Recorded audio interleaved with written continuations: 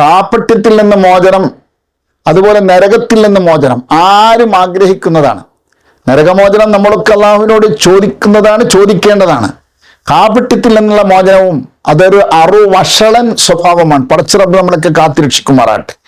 മുഅ്മിനീങ്ങളിൽ തന്നെ അതിൻ്റെ ലക്ഷണങ്ങൾ പ്രകടമാകുമെന്നും ഇന്നാലിന്ന ലക്ഷണങ്ങൾ കാപട്യത്തിൻ്റെ ലക്ഷണങ്ങളാണെന്നും ഒക്കെ ഹദീസിൽ വന്നത് നമുക്കൊക്കെ അറിയാം. നമ്മിൽ പലരും അങ്ങനെയുള്ള ആശങ്കയിലുമാണ്. പടച്ച റബ്ബ് കാത്തുരക്ഷിക്കുമാറാട്ടെ.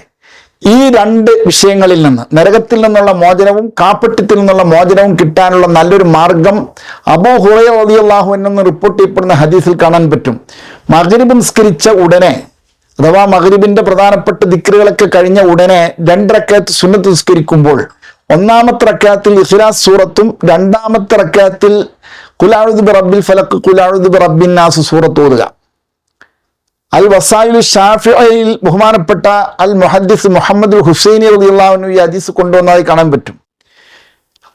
മഗ്രിബ് നിസ്കാരത്തിന് ശേഷമുള്ള സുന്നത്ത് നിസ്കാരം സ്വല്പം വേഗത്തിൽ, അഥവാ മഗ്രിബ് നിസ്കരിച്ച് കൂടുതൽ സമയം വൈകാതെ നിർവഹിക്കുന്നത് നല്ലതാണെന്ന് മഹാനവറുകൾ അതിൽ പറയുന്നുണ്ട്. കാരണം മഗ്രിബ് നിസ്കാരത്തോടൊപ്പം വാനിലേക്ക് ഉയർത്തപ്പെടുന്ന ഒരു നിസ്കാരമാണ് മഗ്രിബിന് ശേഷമുള്ള 2 റക്അത്ത് സുന്നത്ത് നിസ്കാരം എന്ന് വന്നിട്ടുണ്ട്.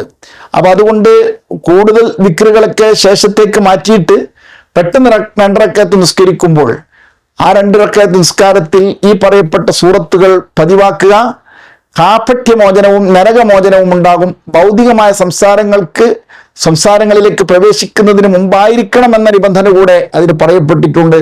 അല്ലാഹു സുബ്ഹാനഹു വ തആല നമുക്കൊക്കെ ഭാഗ്യം തരട്ടെ.